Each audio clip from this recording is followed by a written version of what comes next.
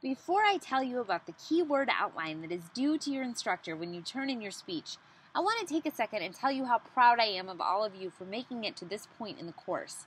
I know that this is not an easy course, and I know that many of you do not like public speaking.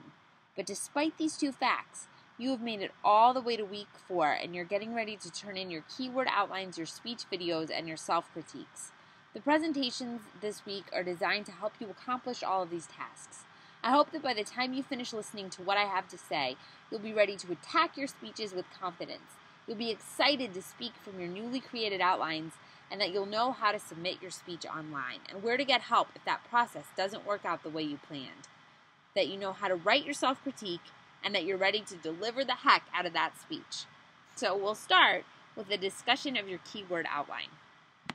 As your textbook explains, the keyword outline is a significantly abbreviated version of the formal outline. The keyword outline is what you take to the front of the room with you when you go to speak to your audience.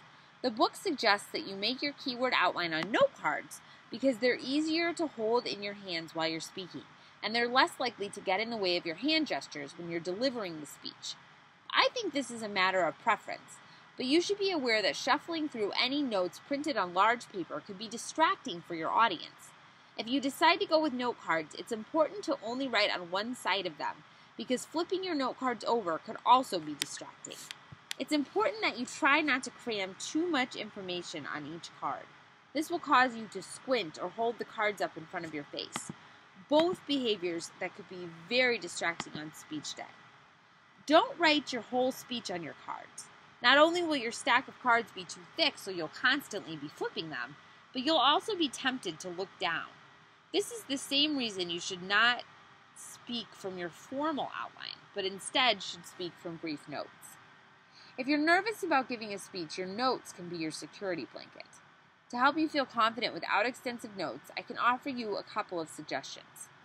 First, go ahead and write out the whole introduction. The introduction can be the most important part of the speech because it's when their audience forms the first impression of you. So write the whole intro out so you'll be sure to remember all of the important parts. Make sure you also go ahead and write out all of the facts and figures you want to remember, any direct quotations you have from laypeople or experts, and the details of any extended examples or narratives in your speech. After you practice a few times with your keyword outline in hand, you'll have a better understanding of which parts of the speech give you trouble, and you can be sure to have more notes on those sections of the speech. You can also write delivery notes to yourself on the keyword outline, reminding yourself to pause, to speak up, to slow down, to make eye contact with the audience, etc. This is an especially good technique to try after you've practiced delivering the speech a few times because you'll be able to pinpoint the areas of the speech that have been giving you trouble. It's also a good idea to write your transitions on the keyword outline. This serves to remind both the audience and yourself of what part of the speech is coming up next. To give you a good idea of the kind of information and the amount of information that should be on a keyword outline, I'd like us to all recall the earthquake speech we listened to and discussed last time. Let's assume that the speaker decided to write the intro and the conclusion of the speech out longhand. This makes sense because these are two very important areas of the speech, and the speaker wanted to make sure to get them right. For our purposes, then, we will discuss the main points of the speech in outline form. Although I have chosen not to use complete sentences to write out the main points, you certainly could, especially if you're worried about remembering them and think the speech would sound better if you could get them out word for word or close to it.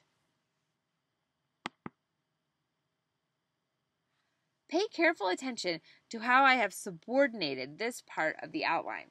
Paragraphs within the main point are the uppercase letters, and sentences within those paragraphs are the numbers.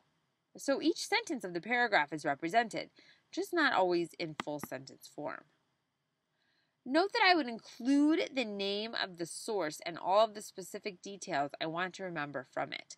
So I have the name of the source, and then I have the specific facts and figures that I would like to remember. Outlining this speech further reveals its flaws. The main points are certainly not equal to each other in length. As you can see, the first main point is very long, and the subsequent main points get shorter and shorter. Note that questions can be really good transitions. What will happen when an earthquake hits Memphis? When will Memphis get hit? These are great transitions. So as you're writing your outline, make sure that you think about having some transitions for your audience. You can see too that all of the main points and subpoints are accounted for in the keyword outline. So you are still alluding to or sort of writing out everything you're saying, but you're just not doing it in complete sentences. As you can see, the main points of this speech get shorter and shorter.